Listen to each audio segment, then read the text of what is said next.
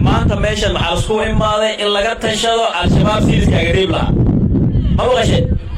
وأحكي معها وأحكي لو لقى هلا مرة وأمان اللي تلا الله إما تلا الله إما يقعين كلا الله إما محاوي إن الشباب لسكريبو رجال ديار متين المير مانغوريان وعرنا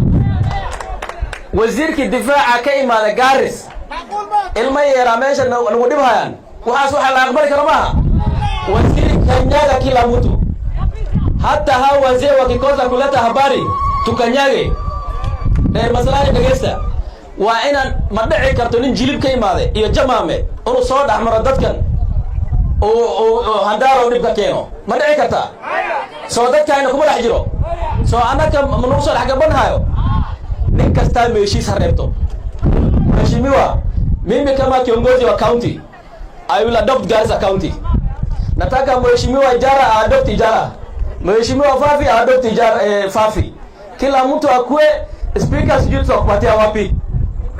Uta adopt Bodai. Adu Bodai wax ka dhaco speaker qabanayna. Ma maqashay. Kila mtu mheshimiwa Ijara MCA you are adopting Ijara mheshimiwa masalani hulugo adom wewe utashika hapo.